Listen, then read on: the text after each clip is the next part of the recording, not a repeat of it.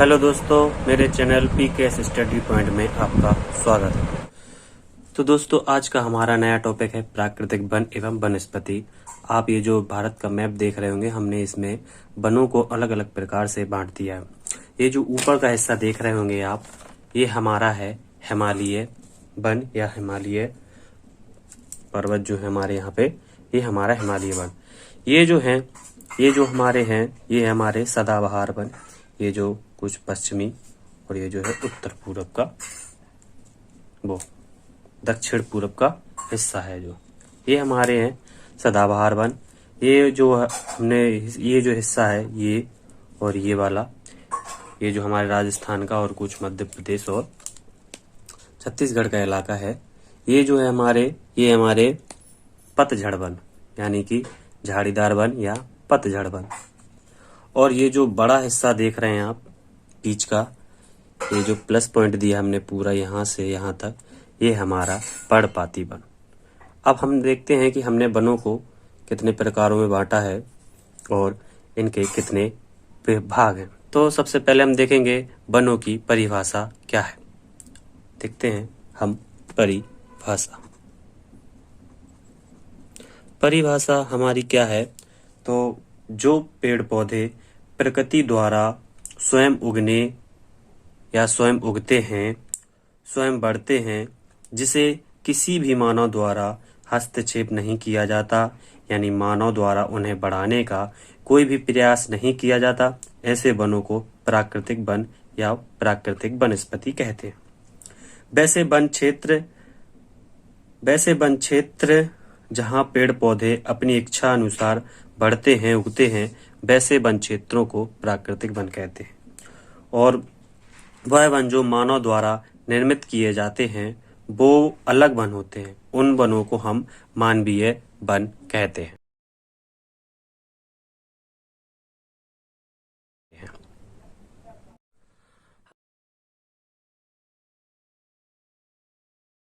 हमारा भारत देश जो है, यहाँ पर अलग अलग प्रकार की स्थलाकृति पाई जाती हैं। कहीं हिमालय पर्वत है तो कहीं भारत के अलग अलग क्षेत्र, और इसके अलग अलग स्वरूप हैं।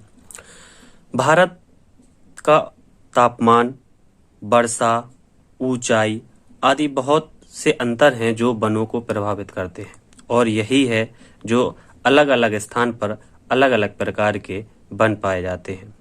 इस भारत को भौगोलिक विभक्त देश कहा जाता है। भारत जो है अन्य प्रकार की विविधता रखता है, और इसमें बहुत सारे अंतर हैं जो हमारे वनों को प्रभावित करते हैं। और यही इनका जो अंतर है, जैसे कि तापमान, वर्षा, ऊंचाई और आदि जो हैं, हमारे वनों को किस तरीके से बढ़ने में अंतर है और कैसे हमारे वनों को प्रभावित करते हैं, हम समझते हैं। वनों को सबसे ज्यादा प्रभावित करने के लिए होता है वर्षा, तापमान, और हमारा वन किस ऊंचाई पर है, सदृढ़ता से, और समुद्र तल से कितनी दूरी पर है, और उसकी मिट्टी कैसी है, आदि ये सभी प्रकार हमारे वनों को प्रभावित करने में क्या रोल निभाते हैं, हम देखते हैं। हमारे भारत में अलग अलग प्रकार के वन क्षेत्र देखने को मिलेंगे, और उनसे हमारे कुछ प्रश्न भी बनते हैं, जैसे किन क्षेत्रों में कौन से वन पाए जाते हैं, किस वन की क्या खासियत है, उसमें कौन से पौधे होते हैं, किस प्रकार के वन पाए जाते हैं आदि। तो आइए हम आते हैं वनों के प्रकार में कि हमारे वन कितने प्रकार के होते हैं और ये वन कहाँ कहाँ पाए जाते हैं।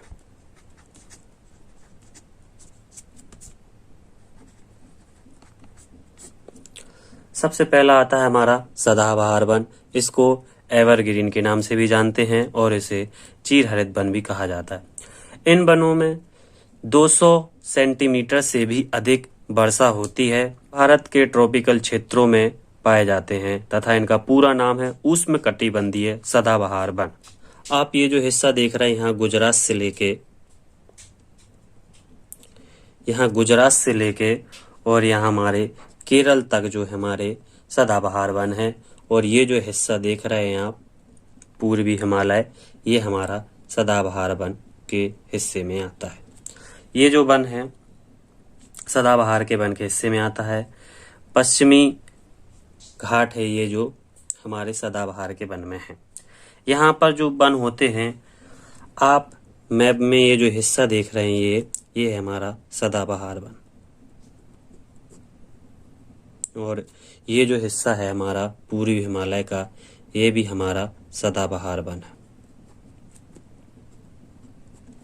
सदाबहार वन की एक सबसे बड़ी खासियत होती है, ये बहुत ही घने होते हैं। एक मोलक में अपने सारे पत्ते नहीं झाड़ते हैं, यानी कि एक बार में अपने सारे पत्ते नहीं झाड़ते हैं। ये अलग अलग मौसम में एक एक करके अपने पत्ते झाड़ते हैं, जिससे यह हमेशा हरे भरे रहते हैं। अतः इसी प्रकार के वनों को सदाबहार वन या उष्णकटिबंधीय वन कहते हैं। इंग्लिश में से एवरग्रीन के नाम से भी जानते हैं। इसके अलावा दुनिया में सबसे अधिक वृक्ष इन्हीं वनों में पाए जाते हैं, क्योंकि इनमें सूर्य के प्रकाश को पाने की होड़ मची रहती है। ये जो यहाँ जो पेड़ होते हैं इन वनों में जो पेड़ होते हैं, इनमें क्या है, ये सबसे ज्यादा घने होते हैं। तो इसमें क्या है कि पेड़ों को सूर्य का प्रकाश पाने की होड़ मची रहती है, और एक दूसरे से लंबे होते जाते हैं, एक दूसरे से ऊंचे होते जाते हैं, और इसी कारण इस प्रकार के वनों में सबसे ऊंचे पेड़ अथवा सबसे अधिक पेड़ पौधे पाए जाते हैं। हमारे सदाबहार वन के क्षेत्रों में कुछ पेड़ पौधे पाए जाते हैं, और इनमें से कुछ पेड़ होते हैं मोस्टली महोगनी का, रबड़ का, रोजवुड का आदि। ये सभी पेड़ जो हमारे इन सदाबहार वन में पाए जाते हैं। ये जो हमारे हैं ये सदाबहार वन है, गुजरात से लेके केरल तक, और ये जो हमारा हिस्सा है पूर्वी हिमालय का, ये भी हमारा सदाबहार वन में आता है। अब प्रश्न ये होता है कि इन क्षेत्रों में सबसे ज्यादा हरे भरे क्यों होते हैं पेड़ पौधे, और यहाँ पे सबसे अधिक वर्षा क्यों होती है। तो हम आपको बता दें कि जब यहाँ से दक्षिण पश्चिम से जो मानसूनी हवाएं चलती हैं वो इनके पर्वतीय क्षेत्र से टकराकर यहीं पर सबसे अधिक वर्षा करती हैं, और यहाँ से जो हमारी दक्षिण और पूर्वी जो हमारी है हवाएं चलती हैं, मानसूनी हवाएं चलती हैं, वो हमारे इन पर्वतीय पठारों में टकराकर यहाँ पर वर्षा करती हैं। इसलिए यहाँ पर सबसे अधिक वन क्षेत्र पाए जाते हैं, अतः इन्हें सदाबहार वन कहते हैं। ये जो हिस्सा है यहाँ पर हमारा असम, मेघालय, त्रिपुरा, नागालैंड, मिजोरम और बंगाल का कुछ भाग भी इन सदाबहार के वन में आता है। हमने पढ़ा है सदाबहार वन, हमने आपको बताया है कि ये जो हिस्सा है ये सदाबहार वन में है, अतः ये जो हिस्सा है सदाहरी वन भी कहलाता है। ये जो बीच का हिस्सा है यहाँ का, ये सदाहरी वन भी कहलाता है। ठीक है। अब इसके बाद हमारा दूसरा वन है हमारा, अब ये दूसरा वन है हमारा पर्णपाती वन।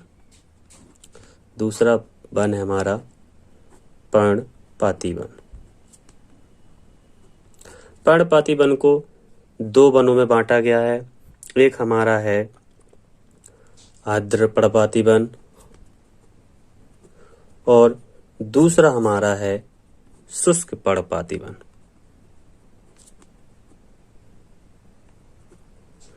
इन दो वनों को अलग अलग दो हिस्सों में, हमारे इस वन को अलग अलग दो हिस्सों में बांटा गया है। हम आपको बता दें कि पर्णपाती वन क्या है। पर्णपाती वन में जो पेड़ पौधे पाए जाते हैं ये एक वर्ष में अपने पत्ते झाड़ते हैं, जिससे है पानी का कुछ संचय कर सके। जिन क्षेत्रों में 70 से लेके 200 मीटर तक जो वर्षा होती है उन क्षेत्रों में हमारे पर्णपाती वन पाए जाते हैं। इन्हें दो भागों में बांटा गया है, हमने आपको बताया है। पहला है हमारा आर्द्र पर्णपाती वन, दूसरा है हमारा शुष्क पर्णपाती वन। अब हमारा दूसरा है जो शुष्क पर्णपाती वन। इन क्षेत्रों में जो हमारी वर्षा की मात्रा कितनी है, तो हम बता दें कि हमारे शुष्क जो पर्णपाती वन है इन क्षेत्रों में 70 सेंटीमीटर से लेके 120 सेंटीमीटर तक जो वर्षा होती है इनमें हमारे शुष्क पर्णपाती वन आते हैं। और ये जो हमारा पहला है अर्ध पर्णपाती वन, इस क्षेत्रों में जहां पर 120 से लेके और जो है कि हमारी 200 सेंटीमीटर के अंदर तक जो वर्षा होती है, वहां पर हमारे अर्ध पर्णपाती वन आते हैं। इन वन की सबसे बड़ी खासियत ये होती है कि ये भारत के सबसे बड़े क्षेत्र में पाए जाते हैं। ये जो आप हिस्सा देख रहे हैं, जो हमने प्लस के सिंबल से बनाया है, पूरा यहाँ से लेके यहाँ तक, ये जो हमारा है हमारे पर्णपाती वन का हिस्सा है, जो सबसे अधिक है और दूसरे वनों के मामले में सबसे ज्यादा है। यहाँ पर सबसे महंगी इमारती लकड़ियां पाई जाती हैं और वो इमारती लकड़ियां हैं जैसे कि हमारी सागौन, शीशोन और जो फ्रूट्स पेड़ हैं, जो हमारे आम आदि, यहाँ पर इन प्रकार की लकड़ियां पाई जाती हैं। अतः इन्हीं में जो हमारे पतझड़ वन है, हमारे जो हम आपको बता दें कि अभी हमने पढ़ा है अभी पर्णपाती वन, इन्हीं वनों को पतझड़ वन भी कहते हैं। इन्हीं वनों को हम पतझड़ वन भी कहते हैं। और ये जो हमारे हैं यूपी, बिहार, मध्य प्रदेश, छत्तीसगढ़ और तमिलनाडु आदि क्षेत्रों में ये जो हमारा पूरा हिस्सा है, ये हमारा पतझड़ वन अर्थात या हमारा पर्णपाती वन के हिस्से में आता है। अब हमारा अगला वन है पर्वतीय वन। तीसरा नंबर है हमारा पर्वतीय वन। पर्वतीय वन या हिमालय वन। हिमालय वन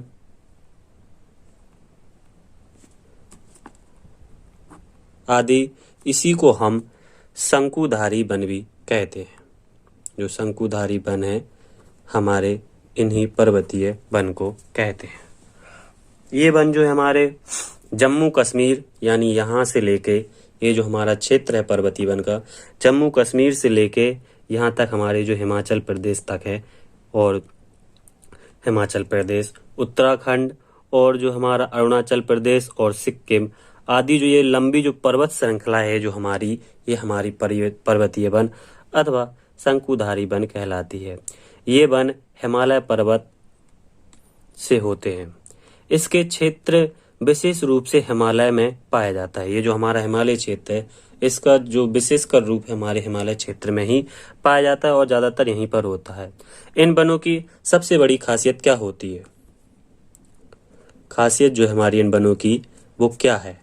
तो हम बता दें कि हमारे इन वनों की जो खासियत है, जैसे कि हिमालय की ऊंचाई बढ़ती है। जब हमारे हिमालय की ऊंचाई बढ़ती है तो इन वनों में जो है तापमान की कमी आती है और जो है धीरे धीरे टेम्परेचर लो होता जाता है।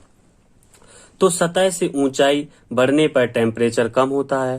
तो हिमालय वनों के क्षेत्रों में ऊंचाई बढ़ने के साथ साथ वनों का आकार भी बदलता है। तापमान और ऊंचाई आदि जो कारक हैं, ये जो हमारे वन क्षेत्र को ऐसे हैं, जो हमारे वन क्षेत्र हैं, जो इनकी ऊंचाई और जो तापमान है उस पर हमारा वन क्षेत्र निर्भर करता है। जैसे जैसे हमारे हिमालय पर्वत की ऊंचाई बढ़ती है, वैसे वैसे हमारे वनों का आकार बदलता रहता है। और जैसे कि ऊपर जैसे जैसे हम बढ़ जाएंगे, ऐसे ऊपर जाएंगे, तो पहले हमारा टेम्परेचर जो है हमारा 10 होगा, 8 होगा, 5 होगा, 0 होगा और फिर यहाँ माइनस में आ जाएगा।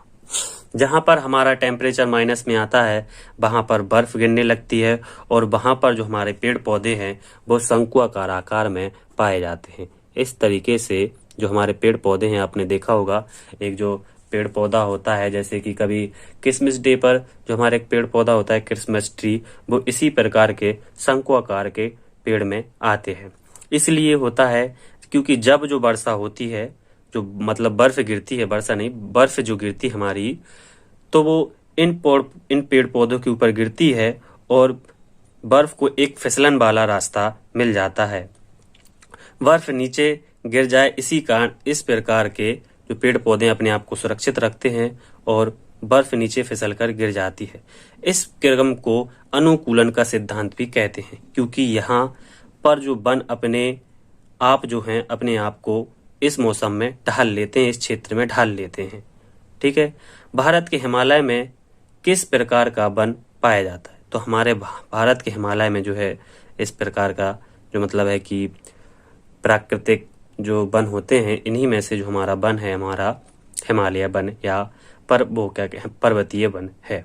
हमारे पर्वतीय वन में कुछ प्रकार के पेड़ पाए जाते हैं। एग्जाम्पल के तौर पे हम आपको बता दें कि चीड़ का, स्प्रूस का, सिल्वर फर का और आदि शंकुधारी पेड़ इन वनों में पाए जाते हैं। इनकी सबसे खासियत बात ये होती है कि ऊंचाई बढ़ने के साथ साथ इनका आकार और स्वरूप बदलता जाता है और 0 डिग्री सेल्सियस ताप हो जाने पर वहां पर एक घासनुमा कुछ पौधे पाए जाते हैं और उसे मोस या लाइकेन कहते हैं। उन्हें मोस या लाइकेन के घास या पौधे के नाम से जानते हैं। जहां बर्फ बहुत गिरती है उस क्षेत्र को हम टुंड्रा प्रदेश के नाम से भी जानते हैं। जैसे ऊपर ऊपर जो हमारे हिमालय पर्वत है, यहाँ ऊंचाई बढ़ती जाती है और जो 0 डिग्री सेल्सियस के तापमान पर जो वहां पर हमारे जो क्षेत्र होते हैं उन्हें हम टुंड्रा प्रदेश के नाम से भी जानते हैं। तो अब आपका सवाल ये होगा कि हमने जो है इन क्षेत्रों में वर्षा की मात्रा क्यों नहीं बताई? तो पर्वतीय क्षेत्रों में वर्षा की मात्रा के अलावा ऊंचाई से प्रभावित होते हैं। ये जो हमारे पर्वतीय वन है, वर्षा के अलावा भी हमारी जो ऊंचाई है, ऊंचाई के ऊपर जो टेम्परेचर कम होता है उनसे ज्यादा प्रभावित होते हैं। जैसे जैसे ऊंचाई बढ़ती है, यहाँ वन के पौधे हाइट में कम होते जाते हैं और इनका जो तना है वो पतला होता जाता है और ये जो है शंकु आकार के आकार का ले लेते हैं। हमने आपको जैसे बताया, ये शंकु आकार के पेड़े बन जाते हैं, जिससे इनकी जो हमने अभी आपको बताया कि जिनसे इनकी हाथ से इनकी जो बर्फ है नीचे फिसल कर गिर सके। तो अभी हमने आपको समझाया ये जो हमारा पूरा पर्वतीय वन यहाँ से लेके और यहाँ तक जो हमारा पूरा हिस्सा है, ये जो पहाड़ की जो श्रृंखला है, यहाँ पे छोटी छोटी ये जो पहाड़ी श्रृंखला दी गई है, ये हमारी जो पर्वतीय वन आदि हमारी शंकुधारी वन और इन्हीं को हम हिमालय वन कहते हैं। अभी आपको समझ में आया होगा। अब हमारा अगला वन है हमारा कांटेदार वन या मरुस्थलीय वन। कांटेदार वन या मरुस्थलीय वन, इन वनों की क्या खासियत होती है? ये जो जिन क्षेत्रों में हमारी 70% से कम जो वर्षा होती है, जिन क्षेत्रों में, वहां पर ही हमारे कांटेदार वन या हमारे मरुस्थलीय वन होते। तो अभी हमारा है कांटेदार वन, और ये जो कांटेदार वन है, आप ये जो हिस्सा देख रहे होंगे राजस्थान और कुछ गुजरात का और कुछ यहाँ पंजाब का और कुछ हरियाणा का हिस्सा है, जो है हमारे कांटेदार वन अथवा मरुस्थलीय वन में आता है। और जो कुछ मध्य भारत का हिस्सा है, ये जो आप देख रहे होंगे, ये मध्य भारत में कुछ MP और कुछ यहीं से जो है हमारा महाराष्ट्र, तेलंगाना आदि कर्नाटक का जो हिस्सा है कुछ, ये हमारे कांटेदार वन में आता है। हम बता दें कि इन वनों की कुछ जो है 2-3 खासियत बात है कि इन वनों में जो पेड़ पौधे होते हैं वो काफी छोटे होते हैं और इन वनों में जो पेड़ पौधे उनकी जो जड़ें हैं वो काफी लंबी होती हैं और इनमें जो पत्ते होते हैं वो भी काफी छोटे छोटे होते हैं और इन पत्तों पे कुछ कांटे भी पाए जाते हैं, जिससे यह जल को संरक्षण कर सकें और कम से कम जल को खर्च कर सकें, ताकि इनका जीवन लंबे समय तक चल सके। इन वन के पौधों में अपने पत्तों के अलावा कांटे भी होते हैं और इनका प्रयोग जो है भोजन बनाने के लिए करते हैं, क्योंकि जल को बचा सकें, ताकि वो पेड़ पौधे जो हैं जल को कम से कम खर्च कर सकें और उनका संरक्षण कर सकें। इस प्रकार के वनों में ज्यादातर खजूर, नागफनी, बेर, बबूल और खैर आदि के पेड़ पौधे जो हैं इन हमारे कांटेदार वनों में आते हैं। ये जो हमारे कांटेदार अथवा कटीले वन होते हैं, जो हमारे पश्चिम सीमा प्रांत जो हमारा जो मरुस्थलीय हमारा मरुस्थल का सबसे बड़ा जो क्षेत्र है, जिसे ग्रेट इंडिया डिजर्ट के नाम से भी जानते हैं, और मध्य भारत का सबसे बड़ा क्षेत्र है जो यहाँ पर पाया जाता है। और इसी में जो है सबसे ज्यादा छोटे छोटे जो पेड़ पौधे हमने बताए आपको, इन्हीं वनों में पाए जाते हैं। और इस वन की जो खासियत है कि यहाँ पर जो पेड़ पौधे हैं सबसे कम जो है अपने जल को संरक्षण करते हैं और इनकी जो जड़ें हमने आपको बताई हैं सबसे ज्यादा गहरी होती हैं। तो अभी हमने देखा ये हमारा कांटेदार वन अथवा मरुस्थलीय वन, ये जो छोटा सा हिस्सा है, और ये जो आपने देखा मरुस्थलीय वन का हिस्सा है। अब हमारा आता है मैक्रो वन। मैक्रो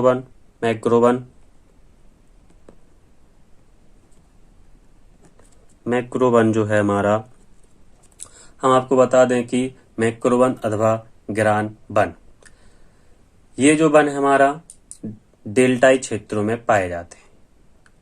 जब नदियां बहकर समुद्र में मिलती हैं अथवा उनके मुहानों पर जो मिट्टी के पत्थर जमा होते हैं उन्हें डेल्टा क्षेत्र कहते हैं, मैक्रो वन कहते हैं। इन वनों में एक सुंदरी नामक पौधा होता है जिसके कारण इसको सुंदरबन डेल्टा कहते हैं। इन वनों की सबसे बड़ी खासियत क्या होती है कि ये पौधे झाड़ीनुमा होते हैं, इसकी जड़ें एक दूसरे से फंसी हुई होती हैं, इनकी ऊंचाई कम होती है और समुद्र तल के जो किनारे है, ये जो हमारा जो आप हिस्सा देख रहे हैं जो काला काला, ये हमारा मैक्रो वन के हिस्से में आता है। और ये जो समुद्र के खारे पानी हैं उनसे जीवित रहते हैं। यह समुद्र के लवणीय जल को शुद्ध करके अपने जीवन को चलाते हैं और इन्हीं से अपना जीवन यापन करते हैं। हम आपको बता दें कि ये जो हिस्सा है हमारा, यहाँ से जो हमारा एक गंगा नदी अथवा ये जो ब्रह्मपुत्र नदी आती है यहाँ से, जो यहाँ पर बंगाल की खाड़ी में मिलती है, बंगाल देश क्षेत्र में, तो यहाँ पर ये जो है कुछ क्षेत्र होता है जो हमारा सुंदरबन डेल्टा होता है आदि, यहाँ पर जो है मैक्रो वन पाया जाता है। और ये जो हमारा कुछ हिस्सा है, ये वाला, ये सब जो हमारा मैक्रो वन के हिस्से में आता है। ये जो कुछ नदियां हैं, छोटी छोटी नदियां हैं, ये जो कुछ भाग है यहाँ पे जो छूटा हुआ है, ये जो भाग है, ये जो उन्हीं नदियों का हिस्सा है जहाँ पे छोटे छोटे डेल्टा बनते हैं और जहाँ पे मैक्रो वन होता है। यहाँ पर जो झाड़ियाँ पाई जाती हैं छोटी छोटी, उनकी सबसे बड़ी खासियत ये होती है कि जो दक्षिण पूरब की जो मानसूनी हवाएं चलती हैं, जो समुद्र में जो सैलाब आता है अथवा जो चक्रवात होता है, ये जो छोटी छोटी झाड़ियाँ हैं ये उन चक्रवात की जो शक्ति है उसको कम कर देती हैं, क्योंकि इनकी जो हम जड़ें हैं एक दूसरे से फंसी हुई होती हैं, जिसके कारण ये जो है आगे चक्रवात जो है, चक्रवात की जो तूफानी हवा हैं वो आगे नहीं बढ़ पाती हैं, उसके बल को वो यहीं समाप्त कर। अब हम देखते हैं असंरक्षित बल। ये जो वन है इसमें जो है हमारा ये जो हिस्सा है हमारा वो सरकार के क्षेत्र में होता है।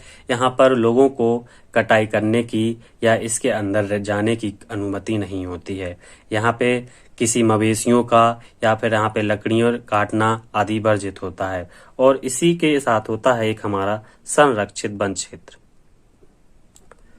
संरक्षित वन क्षेत्र में क्या होता है कि जो लोग होते हैं वो यहाँ पे लकड़ियां चुन सकते हैं अथवा अपने मवेशियों को यहाँ पे चरा सकते हैं, लेकिन वहाँ पे लकड़ियों काटने का सख्त मनाही की जाती है सरकार द्वारा। यहाँ पे जो है पेड़ पौधे लगाए जाते हैं, सरकार द्वारा ही यहाँ के वन को संरक्षित किया जाता है। तो अभी हमने आपको बताया है कि प्राकृतिक वन एवं वनस्पति। अगर आपको ये वीडियो अच्छी लगी हो, आपको ये टॉपिक अच्छा लगा हो, तो कृपया मेरे चैनल को सब्सक्राइब कीजिए। वीडियो अच्छी है, वीडियो को शेयर कीजिए और लाइक कीजिए, और जो कुछ समझ में ना आया हो वो आप हमें कमेंट कीजिए। धन्यवाद।